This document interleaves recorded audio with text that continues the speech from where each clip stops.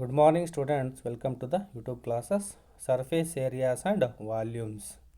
In this chapter, we are already discussed about surface area of cube and cuboid, and also surface area of cylinder. Therefore, in the last class, we have discussed about curved surface area of cylinder and total surface area of cylinder. The CSA of cylinder is 2 pi RH. Similarly, the total surface area TSA of cylinder is 2 pi r into r plus h. Today in this class we are discussing about surface areas of cone, the another geometrical figure, three-dimensional figure, and solid, another solid we call as cone. Cone. Now this is called as cone. This is the diagram of cone. Already ನೋಡಿರ್ತೀರ ನೀವು ice cream ಆಗಿರ್ಬೋದು ಅಥವಾ joker cap ಆಗಿರ್ಬೋದು pyramid ಆಗಿರ್ಬೋದು ಈ ಥರ ಎಲ್ಲ ಇರ್ತಕ್ಕಂಥವನ್ನ cone ಶೇಪಲ್ಲಿ ಇದಾವೆ ಅಂತ ಹೇಳ್ತಾ ಹೋಗ್ತೀವಿ. ನೋಡಿ introduction to cone. A cone is a 3-dimensional geometrical shape that tapers smoothly from a flat base. Usually base ಏನಾಗಿರುತ್ತಪ್ಪ ಅಂದರೆ ಸರ್ಕ್ಯುಲರ್ ಬೇಸ್ ಆಗಿರುತ್ತೆ. ಸರ್ಕ್ಯುಲರ್ ಬೇಸಿಂದ ಏನಾಗುತ್ತೆ ಒಂದು flat smooth and flat base and smooth sharp tapers smoothly and ಹೋಗ್ತಾ ಕಡಿಮೆ ಆಗ್ತಾ sharp ಆಗ್ತಾ ಹೋಗುತ್ತೆ ಟು ಎ ಪಾಯಿಂಟ್, ಯಾವುದೋ ಒಂದು ಪಾಯಿಂಟಲ್ಲಿ ಅದು ಇದಾಗ್ತಾ ಹೋಗುತ್ತೆ. Called the apex or vertex ಅಂತ ಹೇಳ್ತಾ ಹೋಗ್ತೀವಿ. ಇದನ್ನೇಂತ ಕರಿತೀವಿ? ವರ್ಟೆಕ್ಸ್ ಅಂತೇಳಿ ಕರಿತಾ ಹೋಗ್ತೀವಿ. This is called as cone. This is curved surface and this is circular base. There are two faces on a cone. Two faces, one is curved face and another one is circular base. Understand? A cone is a 3-dimensional geometrical shape that tapers smoothly from a flat base, usually circular, to a point. ಏನಾಗ್ತಾ ಇರುತ್ತೆ, ಹೋಗ್ತಾ ಒಂದು ಪಾಯಿಂಟಲ್ಲಿ ಸೇರ್ಕೊಳ್ಳುತ್ತೆ ಅಂತ ಹೇಳ್ತಾ ಹೋಗ್ತೀವಿ. Called the apex. This point we called as apex or vertex. This is about introduction of cone. Next, curved surface area of cone. Where we cut a cone from its slant height. This is called as slant height and this is called as height and this is called as slant height. ನೋಡಿ ಕರೆಕ್ಟಾಗಿ ವರ್ಟೆಕ್ಸಿಂದ ಮಧ್ಯ ಬಿಂದುವಿಗೆ ಈ ರೀತಿ ನಾವು circular base ಅಂದರೆ ಇದು centre ಅಂತ ಹೇಳ್ತೀವಿ. This is centre of the circle. ವರ್ಟೆಕ್ಸಿಂದ ಈ ಪಾಯಿಂಟಿಗೆ ಲೈನ್ ಚಾರ್ಜ್ ಮಾಡಿದರೆ ಅದನ್ನು ಹೈಟ್ ಅಂತ ಕನ್ಸಿಡರ್ ಮಾಡ್ತೀವಿ. ಹಾಗಾದ್ರೆ ಇದನ್ನೇ ಅಂತ ಕರಿತೀವಿ ಅಂದರೆ ಸ್ಲ್ಯಾಂಟ್ ಹೈಟ್ ಅಂತ ಹೇಳ್ತೀವಿ. ಓರೆ ಎತ್ತರ. ಅರ್ಥ ಆಯ್ತು ಹೇಳಿದ್ದು? ಈ ನೋಡಿ, ಈ ವರ್ಟೆಕ್ಸಿಂದ ಕರೆಕ್ಟಾಗಿ ಮಧ್ಯದಾಗ ಬಂದು ಈ ಸೆಂಟರಿಗೆ ಬಂದು ಜಾಯಿನ್ ಮಾಡಿದರೆ ಅದನ್ನು ಹೈಟ್ ಅಂತ ಹೇಳ್ತೀವಿ. ಹೈಟ್ ಆಫ್ ದಿ ಕೋನ್ ಅದು ಹೆಚ್ಚು. ಹಾಗಾದ್ರೆ ಇದೇನು ಸ್ಲ್ಯಾಂಟ್ ಹೈಟ್, ಈ ಒಂದು ಲೆಂತನ್ನು ಮೆಜರ್ ಮಾಡಿದರೆ this is called as slant height, L ಅಂತ ಹೇಳ್ತಾ ಹೋಗ್ತೀವಿ. Therefore curved surface area of cone is equal to area of sector. For example, ನಾವು ಕರ್ವ್ಡ್ ಸರ್ಫೇಸ್ ಏರಿಯಾ ಅಂದಾಗ ನಾವೇನಲ್ಲಿ ಕರ್ವ್ಡ್ ಸರ್ಫೇಸ್ ಈ ಒಂದು ಫೇಸ್ ಮಾತ್ರ ಕನ್ಸಿಡರ್ ಮಾಡ್ತೀವಿ. ಅವಾಗ ಸರ್ಕ್ಯುಲರ್ ಬೇಸ್ ಇದೆಯಲ್ಲ, ಬೇಸನ್ನು ನಾವು ಕನ್ಸಿಡರ್ ಮಾಡಲ್ಲ, ಬೇಸ್ ಇರಲ್ಲ. ಹಾಗಾದರೆ ಬೇಸನ್ನು ಬಿಟ್ಟು ಉಳಿದೋದು ಮಾತ್ರ ನಾವು ಕ್ಯಾಲ್ಕುಲೇಟ್ ಮಾಡ್ತಾ ಹೋಗಬೇಕು. ಅಂದರೆ ಏರಿಯಾ ಆಫ್ ಸೆಕ್ಟರ್ ಅಂತ ಹೇಳ್ತಾ ಹೋಗ್ತೀವಿ. It is equal to area of sector. Because ಇದೊಂದು ರೇಡಿಯಸ್ ಅಂತ, ಇವಾಗ ರೇಡಿಯಾ ಅಂತ ಇದೊಂದು ಆರ್ಕ್ ಅಂತ ಕನ್ಸಿಡರ್ ಮಾಡಿದರೆ that is called as radius ಅಥವಾ ಸೆಕ್ಟರ್ ಆಫ್ ಎ ಸರ್ಕಲ್ ಅಂತ ಆಗ್ತಾ ಹೋಗುತ್ತೆ. ಹಾಗಾಗಿ curved surface area of cone is equal to area of sector which is equal to 1/2 into l ಅಂದರೆ slant height into 2 pi r. Then 2 cancel ಆಗುತ್ತೆ, ಇನ್ನು pi R into L, pi R l ಆಗುತ್ತೆ. ಹಾಗಾದರೆ curved surface area of a cone is pi R l. ಫಾರ್ಮುಲಾಗನ್ನ ಬಿಟ್ಕೊಳ್ರಿ, pi R l. R is the radius of the cone, circular base cone, and l is the slant height of the cone. Understand? L is called as slant height of the cone. Next, total surface area of a cone. Total surface area of cone is equal to curved surface area plus area of the base. ನೋಡಿ, ಈ curved surface area ಜೊತೆಗೆ ಬೇಸಿನ ಒಂದು ಏರಿಯಾವನ್ನು ನಾವು ಕೂಡಿಸಿದರೆ ಅವಾಗ ನಮಗೇನು ಸಿಗುತ್ತೆ? Total surface area ಸಿಗುತ್ತೆ. ಅರ್ಥ ಆಯ್ತು ಹೇಳಿದ್ದು? ಹಾಗಾದರೆ ಬೇಸ್ ಯಾವ ಶೇಪ್ ಇರುತ್ತೆ? ಅಲ್ಲಿ ಸರ್ಕಲ್ ಶೇಪ್ ಇರುತ್ತೆ ಅಥವಾ ಸರ್ಕ್ಯುಲರ್ ಶೇಪ್ ಇರುತ್ತೆ. ಸರ್ಕಲ್ ಶೇಪ್ ಇದ್ದಾಗ what is the formula for finding area of circle? Area of circle is equal to pi r square. ಹಾಗಾಗಿ ನಮಗೆ total surface area of cone ಬೇಕು ಅಂದರೆ curved surface area plus area of the base, circular base ಅಂತೇಳಿ ಬರಿಬೋದು. ಹಾಗಾದರೆ curved surface area formula ಏನು? Pi R l plus area of the circular base formula ಏನು? Pi r square. ಹಾಗಾಗಿ pi R l plus pi r square ಆಗುತ್ತೆ. Here pi r is common. Pi r common ತಗೊಂಡ್ರೆ ಇಲ್ಲಿ R ಉಳಿಯುತ್ತೆ, ಇಲ್ಲಿ R ಉಳಿಯುತ್ತೆ, ಇಲ್ಲಿ ಎಲ್ ಮಾತ್ರ ಉಳಿಯುತ್ತೆ.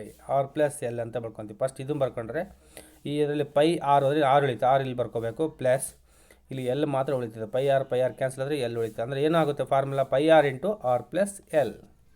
Pi r into r plus L is the formula for finding total surface area of a cone. ಕೋನಲ್ಲೂ ಕೂಡ ಎರಡು ಫಾರ್ಮುಲಾ ಬರುತ್ತೆ. ಒಂದು ಕರಡು ಸರ್ಫೇಸ್ ಏರಿಯಾ, ಇನ್ನೊಂದು total surface area, CSA and TSA. ಸಿಲಿಂಡರಲ್ಲಿ ಯಾವ ರೀತಿ ಬರುತ್ತೋ ಇಲ್ಲೂ ಕೂಡ ಅದೇ ರೀತಿ ಎರಡು ಫಾರ್ಮುಲಾ ಬರುತ್ತೆ.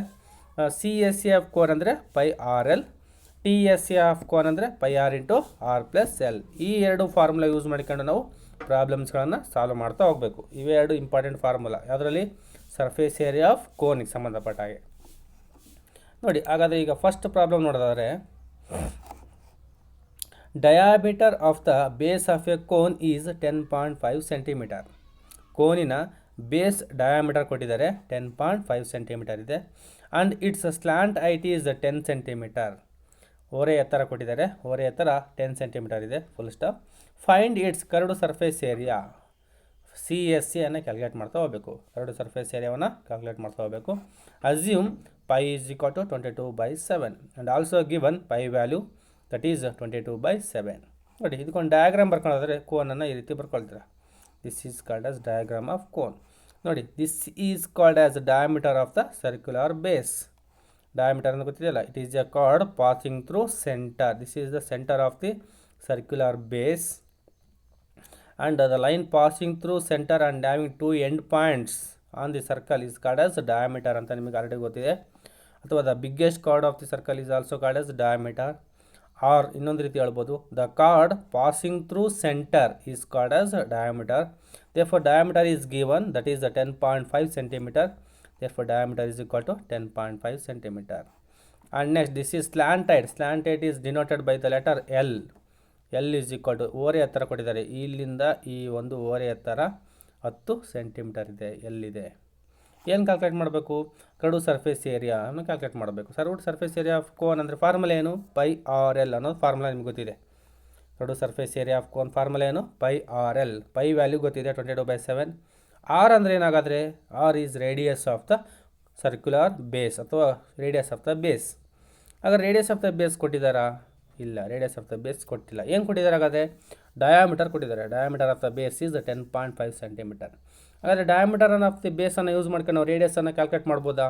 ಕ್ಯಾಲ್ಕುಲೇಟ್ ಮಾಡ್ಬೋದು. ನಿಮ್ಗೆ ಗೊತ್ತಿರುವ ಹಾಗೆ ನೋಡಿ, ರೇಡಿಯಸ್ಗೂ ಮತ್ತು ಡಯಾಮೀಟರ್ಗೂ ಒಂದು ರಿಲೇಷನ್ ಇದೆ. The radius of a circle is 2 times of it's half of its diameter ಅಂತೇಳಿ. ಅಂದರೆ ಡಯಾಮೀಟರ್ನ ಅರ್ಧದಷ್ಟು ರೇಡಿಯಸ್ ಇರುತ್ತೆ ಅಂತೇಳಿ, ಅಥವಾ ರೇಡಿಯಸ್ಸಿನ 2ರಷ್ಟು ಡಯಾಮೀಟರ್ ಇರುತ್ತೆ ಅಂತ ಹೇಳ್ತೀವಿ. D is equal to 2r ಅಂತ ಇದೆ, ಅಥವಾ R is equal to D/2 ಅಂತ ನಿಮಗೆ ರಿಲೇಷನ್ ಹೇಳಿದ್ದೆ ಸರ್ಕಲ್ ಚಾಪ್ಟರ್ ಮಾಡಬೇಕಾದ್ರೆ. ಅಂದರೆ ಇಲ್ಲಿಂದ ಈ ಪಾಯಿಂಟಿಂದ ಈ ಪಾಯಿಂಟಿಗೆ ಏನು ಡಿಸ್ಟೆನ್ಸ್ ಇದೆಯೋ that is called as radius. ಇದು ನಾವು ಒಂದು ರೇಡಿಯಸ್ ಅಂತ ಹೇಳ್ತೀವಿ. ಅದೇ ಥರ ಈ ಕಡೆಯೂ ಕೂಡ ಒಂದು ರೇಡಿಯಸ್ ಬರುತ್ತೆ. ಅವಾಗ ಎಷ್ಟು ರೇಡಿಯಸ್ ಇರುತ್ತೆ? 2 ರೇಡಿಯಸ್ ಬರುತ್ತೆ. ಅಂದರೆ r + r 2r ಆಗುತ್ತೆ. ಅಂದರೆ diameter is equal to 2 times of its radius. Or radius of a circle is half of its diameter. ಆಯ್ತಾ? ಡಯಾಮೀಟರ್ ಅಂದರೆ 10 ಸೆಂಟಿಮೀಟರ್ ಇತ್ತು ಅಂದರೆ ರೇಡಿಯಸ್ಸು 5 ಸೆಂಟಿಮೀಟರ್ ಇರುತ್ತೆ. ಡಯಾಮೀಟರ್ ಏನಾದರೂ 16 ಸೆಂಟಿಮೀಟರ್ ಇತ್ತು ಅಂದರೆ ರೇಡಿಯಸ್ಸು 8 ಸೆಂಟಿಮೀಟರ್ ಇರುತ್ತೆ. ಅದ್ರಾಗ ಅರ್ಧ ಇರುತ್ತೆ ಅಂತ ಹೇಳ್ತಾ ಹೋಗ್ತೀವಿ. ಹಾಗಾದರೆ radius of the base of a cone is equal to what is diameter? 10.5 / 2. ಅದ್ರಾಗ ಅರ್ಧ ಅಂದರೆ /2 ಮಾಡ್ಬೇಕು ತಾನೆ. 10.5 / 2 which is equal to 5.25 centimetre. ಹಾಗಾದರೆ 5.25 ಸೆಂಟಿಮೀಟರ್ ಅನ್ನೋದೇನಿಲ್ಲಿ? Radius of the base of a cone. ಹಾಗಾದರೆ ನಮಗೆ ಈಗ ಪೈ ವ್ಯಾಲ್ಯೂ ಗೊತ್ತಾಯಿತು, ರೇಡಿಯಸ್ ಗೊತ್ತಾಯಿತು. ರೇಡಿಯಸ್ ಎಷ್ಟಿದೆ ಹಾಗಾದರೆ? 5.25 ಇದೆ. 5.25 ಹೆಂಗೆ ಬಂತಿದ್ದು? ಡಯಾಮೀಟ್ರಲ್ಲಿ /2 ಮಾಡಿದ್ವಿ. ಅಂದರೆ ಡಯಾಮೀಟ್ರಲ್ಲಿ ಅರ್ಧವನ್ನು ಕ್ಯಾಲ್ಕುಲೇಟ್ ಮಾಡಿದ್ವಿ, 5.2 ಬಂತು. ಡಯಾಮೀಟ್ರಲ್ಲಿ ಅರ್ಧವನ್ನು ಬರೋದೇನು? ರೇಡಿಯಸ್ ಆಗಿರ್ತದೆ. Half of its diameter is called as radius. Slant height l of cone, l is given 10 centimetre. Okay, pi R l 3 value ಗೊತ್ತಾಯ್ತಾ ಈಗ ನಮಗೆ? ಪೈ ವ್ಯಾಲ್ಯೂ ಗೊತ್ತಾಯಿತು, ರೇಡಿಯಸ್ಸು ಗೊತ್ತಾಯಿತು, ಸ್ಲ್ಯಾಂಟ್ ಹೈಟು ಗೊತ್ತಾಯಿತು.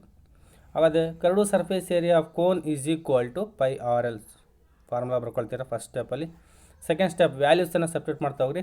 22/7 × 5.25 × 10 ಅಂದರೆ ಪೈ ಆರ್ ಎಲ್ ವ್ಯಾಲ್ಯೂಸ್ಗಳನ್ನ ಸಬ್ಸ್ಟಿಟ್ಯೂಟ್ ಮಾಡ್ತಾ ಹೋಗ್ತೀರಾ. Simplify ಮಾಡ್ತಾ ಹೋದರೆ ಎಷ್ಟು ಬರುತ್ತೆ? ಇದಿಷ್ಟು ಸಿಂಪ್ಲಿಫೈ 22/7 ಹೇಗೆ ಬರ್ಕೊಳ್ರಿ? 5.25 ಇಲ್ಲಿ ಪಾಯಿಂಟನ್ನು ರಿಮೂವ್ ಮಾಡೋಕ್ಕೋಸ್ಕರ ಏನು ಮಾಡಬೇಕು? ಇಂಟು 100 ಮಾಡಬೇಕು, /100 ಮಾಡ್ತೀರಾ.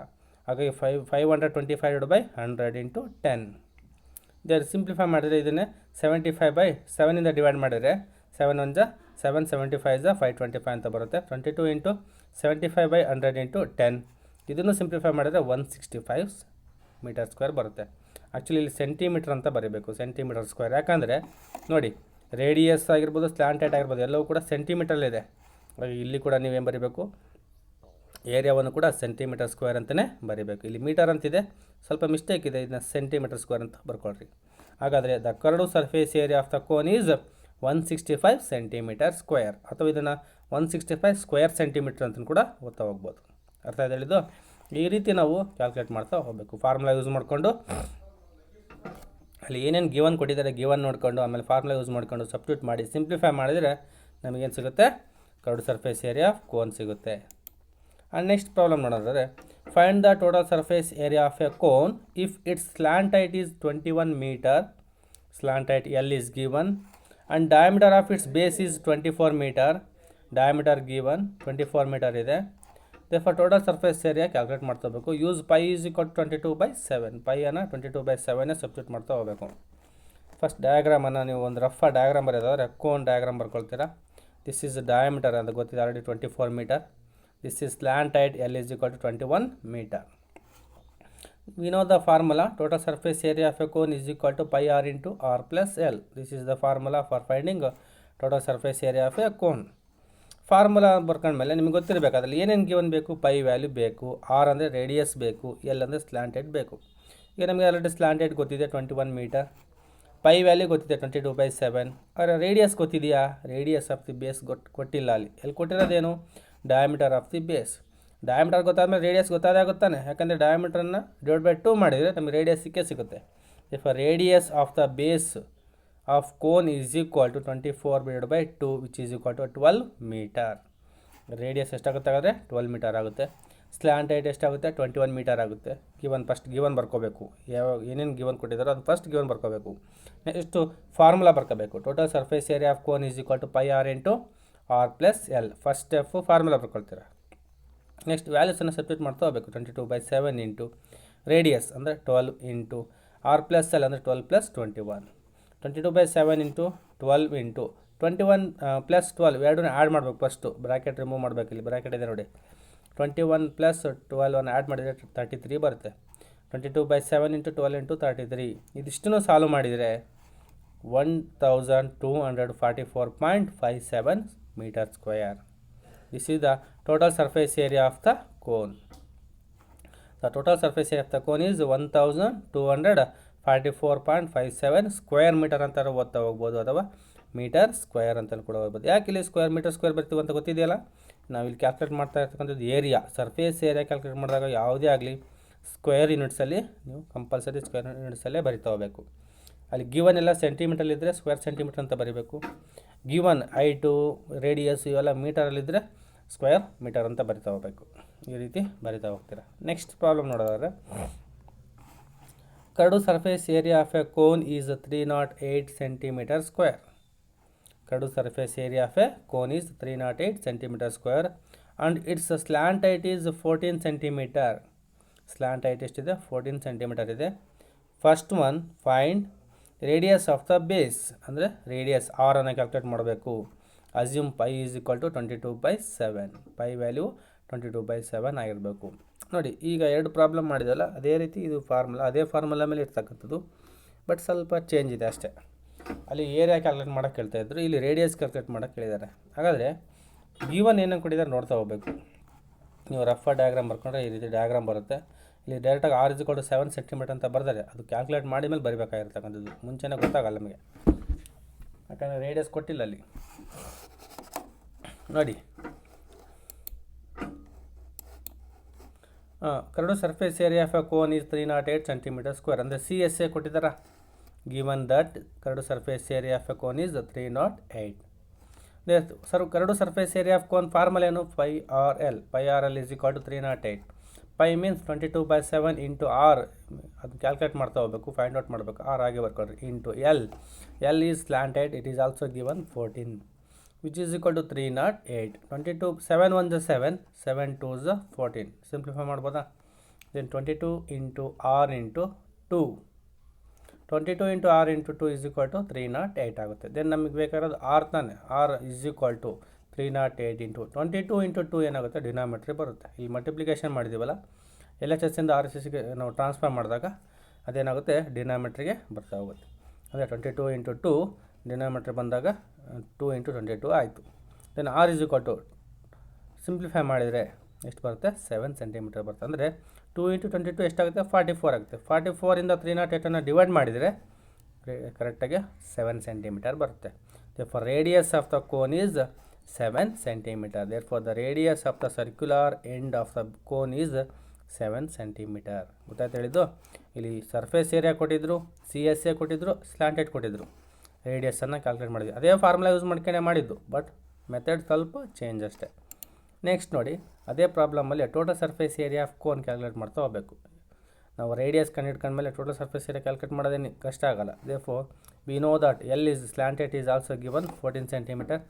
14 ಸೆಂಟಿಮೀಟರ್ ಬರ್ಕೊಳ್ತೀರಾ. Radius is find out, first ಒನ್ನಲ್ಲಿ ಆಲ್ರೆಡಿ ಕ್ಯಾಲ್ಕುಲೇಟ್ ಮಾಡಿದ್ದೀವಿ, 7 ಸೆಂಟಿಮೀಟರ್ ಬರುತ್ತೆ, 7 ಬರ್ಕೊಳ್ತೀರಾ. Total surface area of cone is equal to pi R into R plus L ಅಥವಾ ಎಲ್ ಪ್ಲಸ್ ಆರ್ ಫಾರ್ಮುಲಾ ಬರ್ಕೊಳ್ತೀರಾ.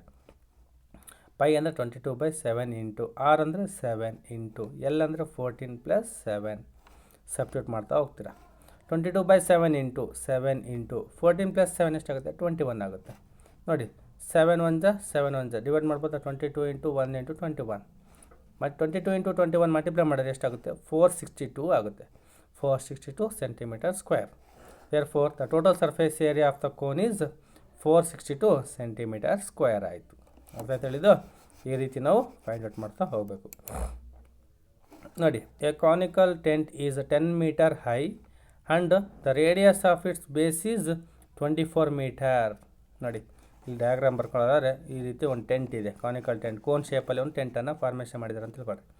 ಅದರ ಹೈಟ್ ಕೊಟ್ಟಿದ್ದಾರೆ. ಹೈಟ್ ಅಂದಾಗ ಇದನ್ನು ನಾವು ಮೆಜರ್ ಮಾಡ್ತೀವಿ. ನೋಡಿಲಿ, ವರ್ಟೆಕ್ಸಿಂದ ಸೆಂಟರ್ ಆಫ್ ದಿ ಬೇಸ್ ಇರುತ್ತಲ್ಲ, ಆ ಎರಡಕ್ಕೂ ಜಾಯಿನ್ ಮಾಡಿದರೆ that is called as height. Understand? height is the 10 meter and radius of its base, radius r is 24 meter. 24 meter. Find slant height. agar ನಾವು slant height ಎಲ್ಲನ calculate ಮಾಡ್ತಾ ಹೋಗಬೇಕು. this is h, this is r, this is l. ಅರ್ಥ ಆಯ್ತು ಹೇಳಿದ್ದು. Use pi is 22/7. ನಮಗೆ L ಇಲ್ಲಿ 26 ಅಂತ ಕೊಟ್ಟಿದ್ದಾರೆ. ಇದು ಫೈಂಡ್ ಔಟ್ ಮಾಡಿದ್ಮೇಲೆ ಬರಿಬೇಕಾಗಿರೋದು. ಇದು ಮುಂಚೆ ನಿಮ್ಗೆ ಗೊತ್ತಿರಲ್ಲ, ಯಾಕಂದರೆ ಅಲ್ಲಿ ಕ್ಯಾಲ್ಕುಲೇಟ್ ಮಾಡಬೇಕು, ಕೊಟ್ಟಿಲ್ಲ ಅಲ್ಲಿ. ನೋಡಿ, height of the conical tent is 10 meter. Radius r of the conical tent is 24 meter. Let the slant height of the tent is L ಅಂತ ತಗೊಳ್ತೀರಾ.